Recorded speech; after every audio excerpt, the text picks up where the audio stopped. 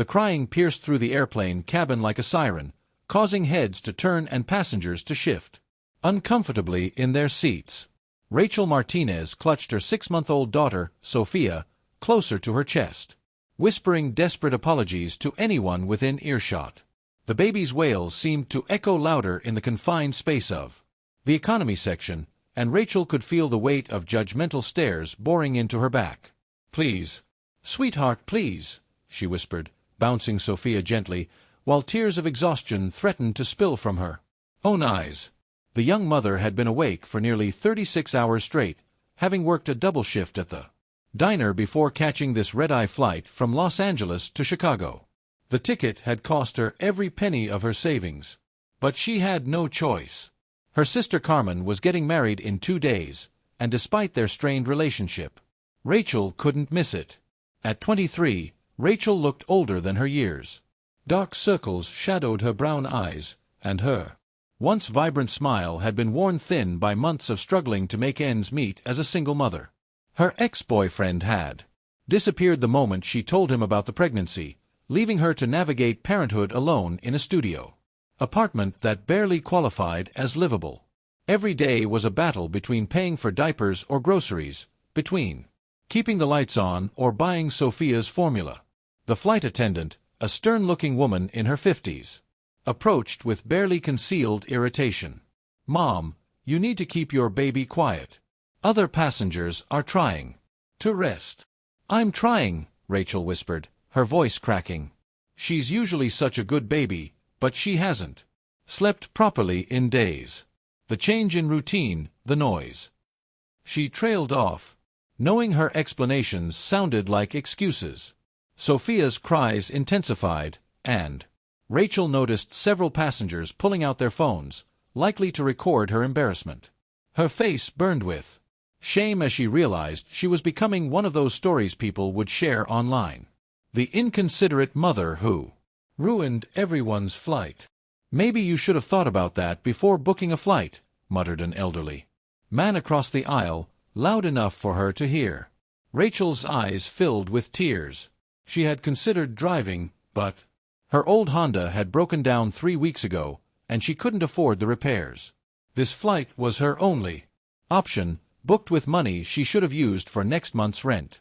She was already dreading the conversation with her landlord when she returned. Just as she was about to retreat to the airplane bathroom to try calming Sophia in private, a gentle voice spoke beside her. "Excuse me, would you mind if I tried something?" Rachel looked up to see a man in an expensive-looking navy suit, probably in his early 30s, with kind blue eyes and perfectly styled dark hair.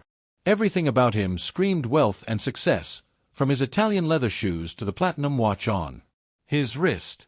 He was the type of man who belonged in first class, not squeezed into economy seating. What?" Rachel stammered, confused by his unexpected offer. "I have experience with babies," he said with a warm smile. "My sister has 3 kids, and I've learned a few tricks over the years. Sometimes a different voice or touch can help. Would you trust me to try?" Rachel hesitated. She had learned to be wary of strangers, especially men who showed sudden interest in her and Sophia. But something about his demeanor felt genuine, and she was desperate enough to try anything. "Okay," she whispered, carefully transferring Sophia into his arms. The moment the baby settled against his shoulder, something magical happened. Within seconds, Sophia's cries softened to quiet whimpers, and then to complete silence. The man's large hand moved in gentle circles on her tiny back, and he hummed a soft melody that seemed to work like a lullaby. "How did you?" Rachel breathed, amazed by the sudden peace. "Like I said, lots of practice," he replied quietly, continuing his soothing motions. Sometimes babies just need a change of scenery, or in this case, a change of arms. Around them, the cabin had settled into grateful quiet. Passengers who had been glaring moments before now watched with curiosity and approval. The flight attendant even smiled as she passed by, nodding appreciatively at the resolved situation. "What's her name?" the man asked, still holding Sophia with Practiced ease. Sophia, Rachel replied, studying his face. There was something familiar about him, though she couldn't place where she might have seen him before. And I'm Rachel. I can't thank you enough for this. I was about to have a complete breakdown. Nice to meet you both. I'm James, he said, then added with a chuckle. And don't mention it. We've all been there. Maybe not with a baby, but we've all had those moments where everything feels overwhelming. As Sophia drifted toward sleep against James' shoulder, Rachel found herself relaxing. For the first time in days. She watched how naturally he held her daughter, how his expensive suit jacket was now wrinkled and slightly damp from baby drool. Yet he didn't seem to care at all. "You're not sitting in economy, are you?" she asked, suddenly realizing he was far too well dressed for their section of the plane. James smiled mysteriously. "Let's just say I like to mix things up sometimes. First class can be predictable." There was something in his tone that made Rachel wonder if there was more to his story, but she was too grateful and exhausted to press further. The gentle hum of the airplane engines, combined with the first peaceful moment she'd had in weeks, began to make her eyelids heavy. "I should take her back," she said half-heartedly, though Sophia looked more comfortable than she had in days. "She's fine here if you want to rest," James offered. "I don't mind holding her. You look like you could use some sleep." Rachel wanted to protest, to maintain her independence and not accept help from a stranger, but her body was betraying her. The combination of exhaustion, relief, and the first kindness she'd experienced in months was overwhelming her defenses. "Are you sure?" she asked, her voice already thick with impending sleep. "Absolutely. Res. I've got her." Despite every instinct telling her to stay alert, Rachel felt her head growing heavy. The warmth radiating from James, the steady rhythm of his breathing, and Sophia's peaceful silence created a cocoon of safety she hadn't felt in months. Almost without realizing it, she found herself leaning against his shoulder, her consciousness fading as the airplane carried them through the night sky. What Rachel didn't know was that James had been watching her struggle for the past hour, his heart breaking at the sight of such a young mother trying so hard to manage alone. What she also didn't know was that James Whitmore wasn't just any passenger. He was the CEO of Whitmore Industries, one of the largest charitable foundations in the country.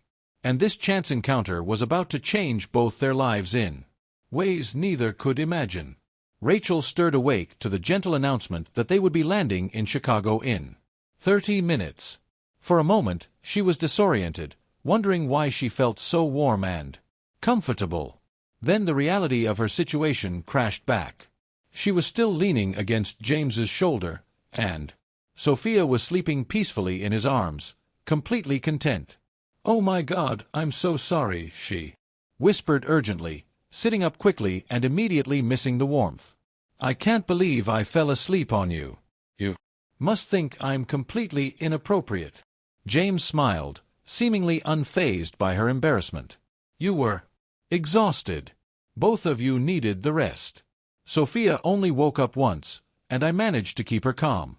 He carefully transferred the sleeping baby back to Rachel's arms. "She's an angel when she's peaceful like this." Rachel looked down at her daughter's serene face, marveling at how different Sophia looked when she wasn't crying from stress and over-stimulation. "She really is. It's just been so hard lately. Everything feels like it's falling apart, and I'm barely keeping my head above water." The words tumbled out before she could stop them, and Rachel immediately regretted the overshare. This stranger didn't need to hear about her problems, no matter how kind he had been. "Want to talk about it?" James asked gently, his blue eyes showing genuine concern. "Sometimes it helps to tell someone who's not involved in your situation." Rachel hesitated. She had learned to keep her struggles private, partly from pride and partly from the painful experience of people who offered help only to disappear when things got difficult. But something about James's demeanor made her feel safe. "I'm a single mom," she began quietly, glancing around to make sure other passengers weren't listening. Sophia's father left when I told him I was pregnant. I work at a diner in L.A., pulling double shifts just to afford our tiny apartment. My car broke down. I'm behind on rent and I use my last savings for this plane ticket because my sister is getting married. She paused, fighting back tears. The worst part is Common and I haven't spoken in 2 years. We had a huge fight when I got pregnant because she thought I was throwing my life away. She only invited me because our mother guilt tripped her into it. I don't even know why I'm going except that she's the only family I have left since Mom died. James listened intently, never interrupting or offering empty platitudes. When she finished, he was quiet for a moment, processing her words. "That takes incredible courage," he said finally. "Raising a child alone, working multiple jobs, and still making the effort to repair a relationship with your sister. You're stronger than you realize." Rachel looked at him skeptically. "You don't know me. For all you know, I could have made terrible choices that led to this situation." "Maybe," James acknowledged. "But I've been watching you since we took off. The way you apologized to every passenger. How gently you handle Sophia even when you're stressed. The fact that you're going to a wedding where you might not be welcome just because it's family. Those aren't the actions of someone who makes terrible choices. Those are the actions of someone who cares deeply about doing the right thing." His words hit Rachel harder than she expected. When was the last time someone had said something genuinely kind about her character? Her ex-boyfriend had constantly criticized her decisions. Her boss at the diner treated her like she was disposable, and even her own sister had made her feel like a failure. "What about you?" she asked, deflecting the attention away from herself. "You never told me what you do for work, and you still haven't explained why someone who can obviously afford first class is sitting back here in economy with the rest of us peasants." James's expression grew thoughtful, and Rachel sensed there was something he wasn't telling her. "I work in business," he said vaguely. "And sometimes I prefer economy because you meet more interesting people back here. First class can be full of people who've forgotten what real life looks like." "That's a very diplomatic non-answer," Rachel observed, studying his face. You some kind of mystery man? Should I be worried that I fell asleep on a stranger's shoulder?" "Nothing dangerous. I promise," James laughed. But Rachel noticed he still hadn't given her a straight answer. "Let's just say I'm in a position where I try to help people when I can, and sometimes it's easier to do that without a lot of fanfare." Before Rachel could press further, the plane began its descent, and the captain's voice filled the cabin with landing instructions. The spell of their intimate conversation was broken as passengers around them began gathering their belongings and preparing for arrival. "This is probably where we say goodbye," Rachel said, feeling unexpectedly sad about parting ways with this kind stranger, who had shown her more compassion in a few hours than she'd experienced in months. "I can't thank you enough for what you did. You saved me from complete humiliation, and you gave Sophia the best sleep she's had in weeks." "Actually," James said, reaching into his jacket pocket, "I was hoping I could give you something." He pulled out an elegant business card, cream-colored with simple black lettering. "If you ever need anything, and I mean anything, please don't hesitate to call this number." Rachel took the card and read it, her eyes widening in shock. The card was simple but expensive, with raised lettering that read James Whitmore, CEO, Whitmore Industries. Below that was a phone number and an address in downtown Chicago. "You're James Whitmore," she whispered, staring at the card. Even she, working in a small diner and struggling to make ends meet, had heard of Whitmore Industries. They were famous for their charitable work, appearing in news stories about education initiatives, housing programs for single mothers, and job training for people in difficult circumstances. "Guilty as charged," James said with a sheepish smile. "I was trying to avoid mentioning it because I wanted to have a normal conversation with someone who wasn't trying to ask me for money or impress me with their connections." Rachel's mind raced as pieces clicked into place. This explained his expensive clothes, his ease with helping people, and his mysterious comments about being in a position to help others. But it also made his kindness toward her even more significant. He could have stayed in first class, could have ignored her struggle, could have had the flight attendant deal with the crying baby situation. Instead, he had chosen to help.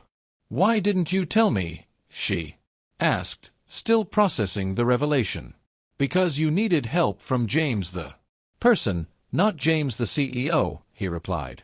"And because I've learned that when people know who I am, they either want something from me or they become so intimidated they can't act naturally anymore. I like talking to you as just me." The plane touched down with a gentle thud, and passengers immediately began standing and reaching for overhead compartments despite the flight attendant's requests to remain seated. Rachel clutched the business card, unsure whether this revelation made everything better or more complicated.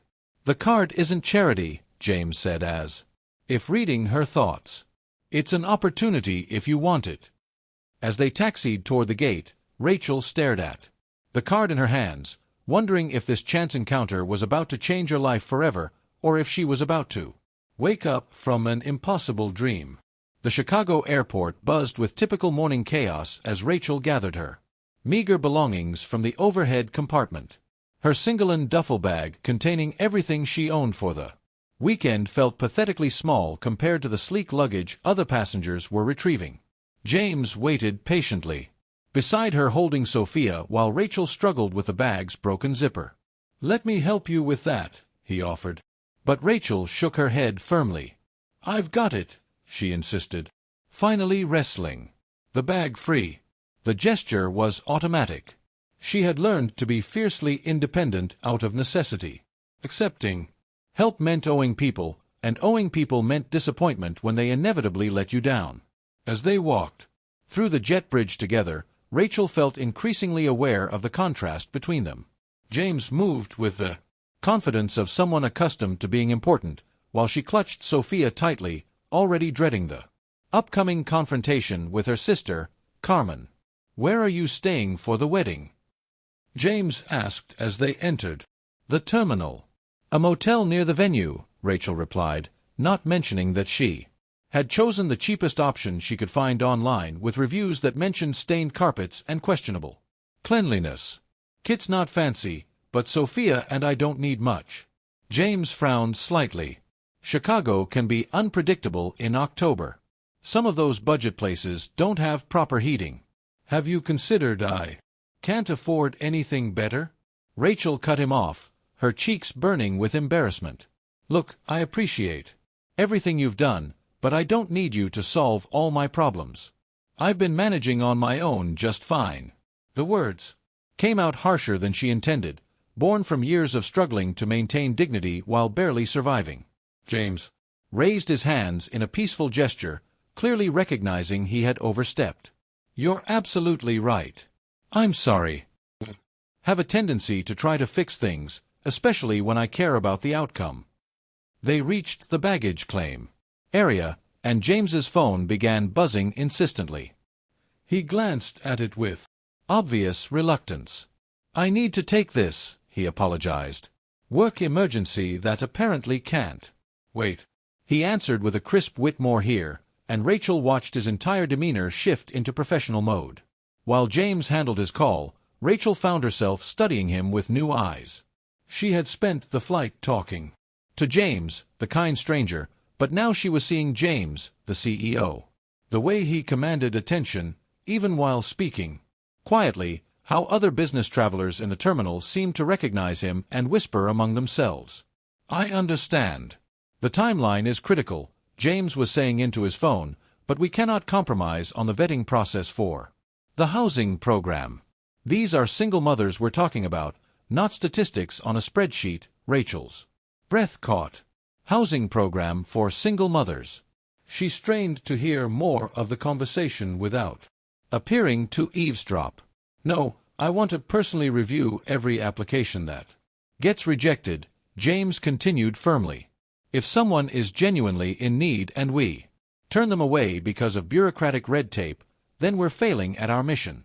A terrible realization began dawning on Rachel. This morning, she had shared her most intimate struggles with a stranger on a plane, her financial problems, her housing insecurity, her status as a single mother barely making ends meet. Now, she was learning that this same stranger ran programs specifically designed to help people in her exact situation. When James finished his call, he turned back to her with an apologetic smile. But Rachel was studying his face with growing suspicion. "That housing program you were just discussing," she said slowly. "How long has Whitmore Industries been running it?" "About 3 years now," James replied, seemingly pleased by her interest. "We've helped over 500 families transition into stable housing. It's one of our most successful initiatives, and the application process," Rachel pressed. "How do people usually find out about it?" Something in her tone must have alerted James that this wasn't casual curiosity. His expression grew cautious. "We have outreach coordinators who identify families in need. Sometimes people are referred by social services, sometimes by community organizations." "Why do you ask?" Rachel felt a cold anger building in her chest. "How convenient that you happen to be sitting in economy class right next to a single mother who fits your program's demographic perfectly. How convenient that you were so interested in hearing all about my financial struggles and housing problems." "Rachel, what are you suggesting?" James asked, but she could see the guilty knowledge in his eyes. "I'm suggesting that this whole thing, your kindness, your help with Sophia, this entire conversation was some kind of setup. Were you already planning to offer me a spot in your housing program? Is this how Whitmore Industries finds its success stories, by targeting vulnerable women on airplanes?" "It's not like that," James said quickly. But Rachel was beyond listening to explanations. "Oh my God, I'm so stupid," she continued, her voice rising despite Sophia stirring in her arms. "I actually thought someone was being kind to me for no reason. I thought I had met someone who cared about me as a person, not as a charity case." Other passengers were beginning to stare, but Rachel was too hurt and angry to care. Everything made sense now. Why James had been so interested in her story. Why he had been so careful not to reveal his identity. Why he had given her his business card with such mysterious promises. "You want to know the worst part," she said, tears of humiliation burning her eyes. "For a few hours, I actually felt like I was worth something. Like maybe I wasn't just some pathetic single mom who couldn't get her life together. But this whole time, you were just evaluating me like some kind of case study." "That's not true," James said, stepping closer. "Yes, I was traveling to personally oversee our Chicago programs. And yes, I sometimes take economy flights to stay connected with the people we serve. But helping you wasn't calculated, Rachel. It was human decency. And getting to know you. That was genuine." "I don't believe you," Rachel replied, though something in his voice made her want to. "People like you don't just randomly help people like me, unless there's something in it for them. What were you planning to do? Follow me to my sister's wedding and document how your charity changed my life?" James ran a hand through his hair, looking genuinely distressed. "I can see how this looks, but you're wrong about my motivations. Yes, I'm passionate about helping single mothers because I've seen what they go through. My own mother raised me alone after my father left when I was 7. She worked 3 jobs just to keep us housed and fed." This revelation stopped Rachel's angry tirade cold. She studied James's face, seeing something raw and vulnerable that hadn't been there before. "Every woman we help through our programs reminds me of her," James continued quietly. "Of the nights she cried herself to sleep, thinking she was failing me. Of the times she went hungry so I could eat. Of the way she held her head high even when the world treated her like she was somehow less worthy, because she was raising a child alone." Rachel felt her anger wavering, but the hurt was still too fresh.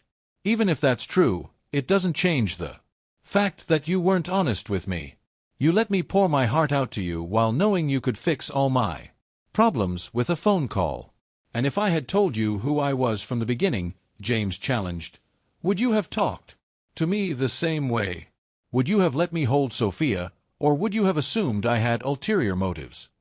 Rachel opened her mouth to argue, then realized he was right. If she had known he was a billionaire CEO with charitable programs, she would have been either suspicious of his intentions or too intimidated to be herself.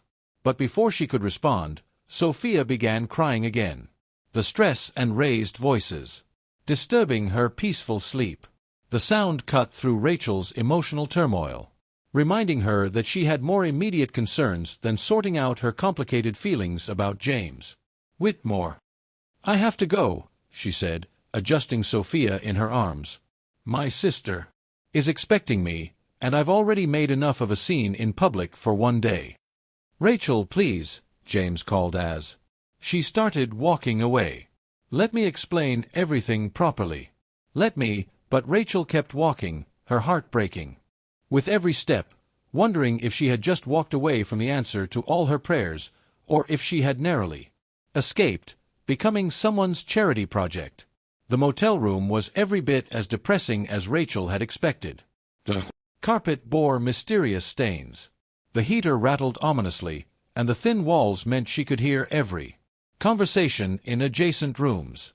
But none of that mattered as much as the ache in her chest from walking away from James. At the airport 2 days ago, Rachel sat on the lumpy bed trying to fix a run in her only nice dress, a simple navy blue piece she had worn to job interviews and her mother's funeral. Sophia lay on the bed beside her, finally content after a difficult night in the unfamiliar environment. Tomorrow was Carmen's wedding, and Rachel still hadn't decided if she actually had the courage to show up. Her phone buzzed with a text from her sister. Rehearsal dinner is at 7. You're still coming to the wedding tomorrow, right? The message was polite, but distant, carrying none of the warmth Rachel remembered from their childhood. She typed and deleted several responses before settling on, yes, I'll be there. What she didn't tell Carmen was that she had spent the last 2 days replaying every moment of her conversation with James, wondering if she had been completely wrong about his intentions.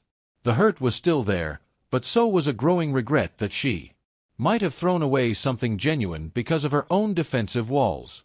A knock at the door interrupted her brooding. Rachel peered through the peephole, expecting to see the motel manager, or perhaps a pizza delivery for the wrong room.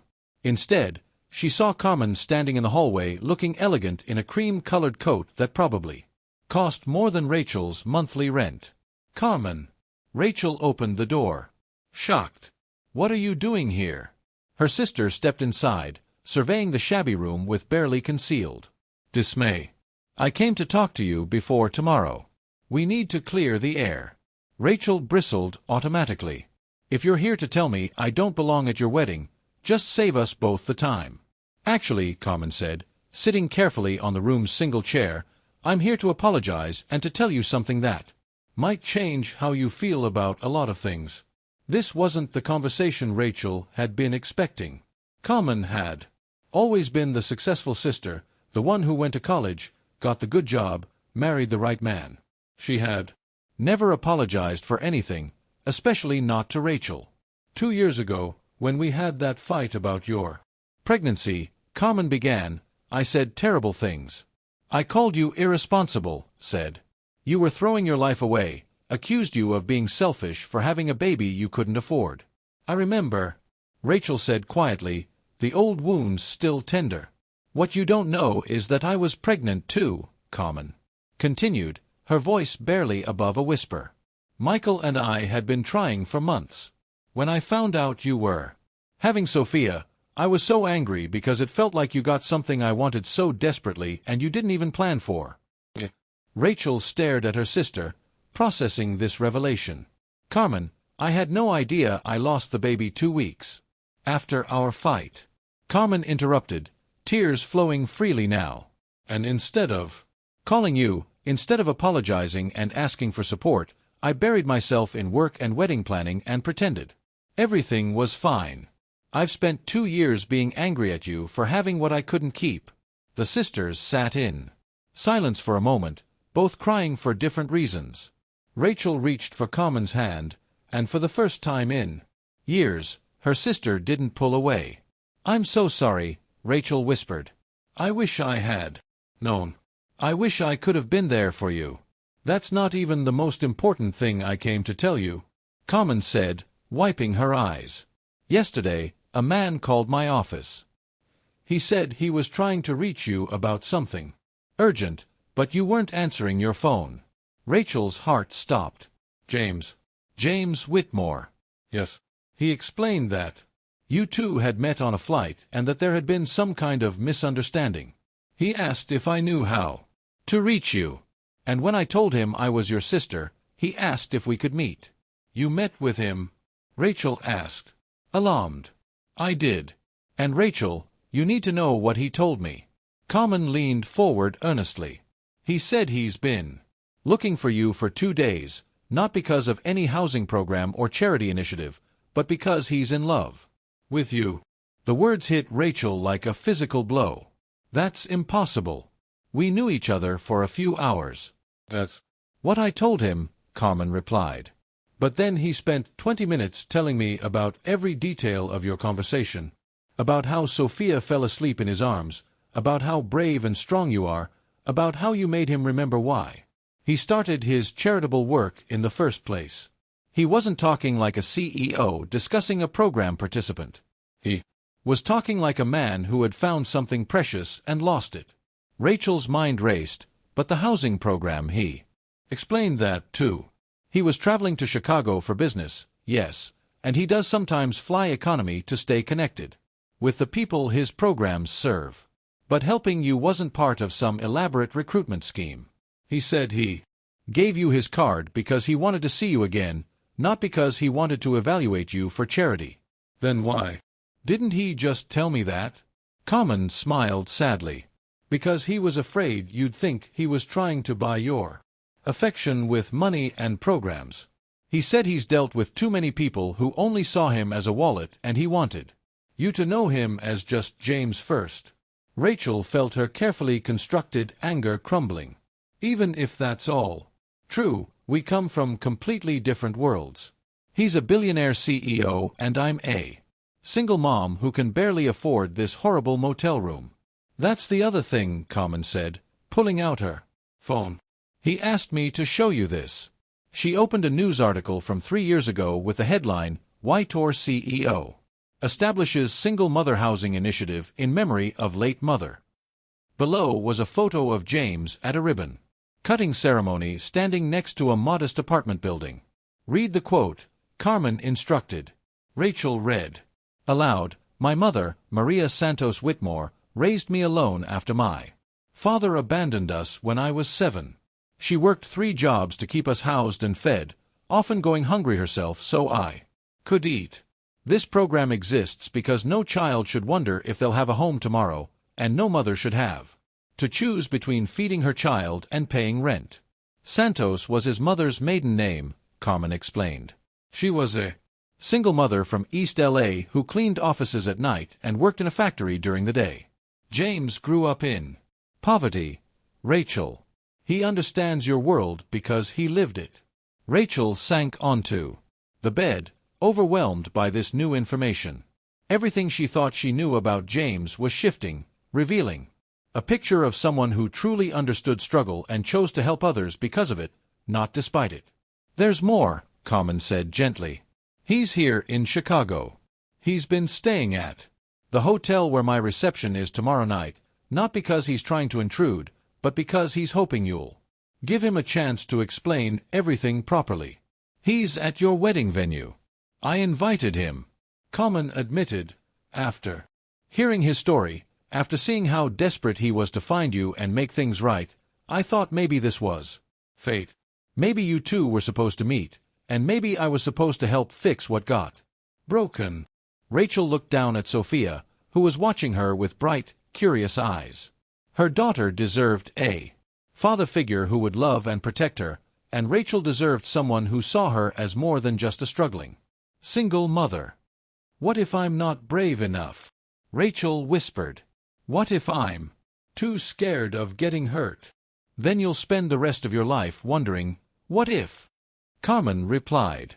And Rachel, you're the bravest person I know. You've survived everything life has thrown at you, and you've raised a beautiful daughter while doing it. If you can do all that, you can certainly take a chance on love. The next evening, Rachel stood outside the elegant hotel ballroom where Carmen's reception was in full swing. She had borrowed a dress from her sister, a beautiful emerald green gown that made her feel like someone who belonged in such a fancy place. Sophia was upstairs with the hotel babysitter, sleeping peacefully for once. Through the glass doors, Rachel could see the celebration inside. Carmen looked radiant in her wedding dress, dancing with her new husband, while guests mingled around elegant tables decorated with white roses and gold accents. And there at a table near the back sat James in a perfectly tailored black tuxedo, watching the door as if he had been waiting for her all evening.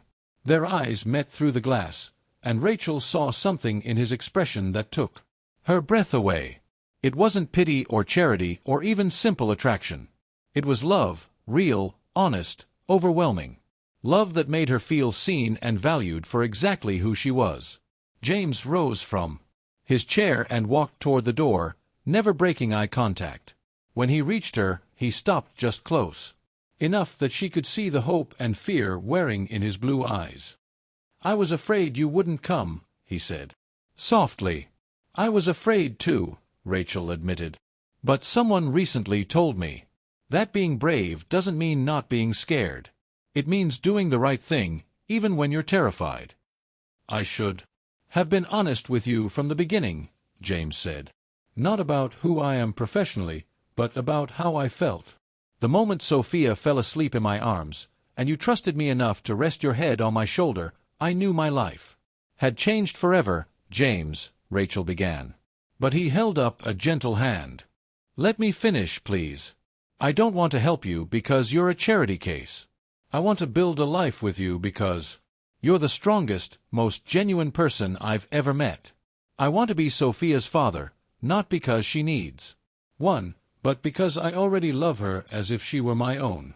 And I want to wake up every morning knowing that I get to spend another day with the woman who reminded me what really matters in life." Rachel felt tears streaming down her cheeks, but for the first time in months, they were tears of joy instead of despair. "I love you too," she whispered. "I think I started falling for you the moment you took Sophia in your arms and made her feel safe. But I was so scared of being hurt again, of being disappointed again, that I almost threw it all away." James stepped closer, gently cupping her face in his hands. "You never have to be scared of that with me. I want to spend the rest of my life proving that you and Sophia are the most important things in my world." As he leaned down to kiss her, Rachel realized that sometimes the most beautiful love stories begin with the simplest acts of kindness. A crying baby, a stranger's helping hand, and the courage to trust again had led her to something she had never dared to dream of. A love that would change not just her circumstances, but her entire world. When they finally broke apart, James smiled and said, "So, would you like to dance? I believe this is where our real story begins." Rachel took his hand, knowing that whatever challenges lay ahead, they would face them together, not as a charity case and her benefactor, but as two people who had found in each other the missing pieces of their hearts. And as they walked into the ballroom together, Sophia slept peacefully upstairs, dreaming perhaps of the loving family that awaited her when she woke.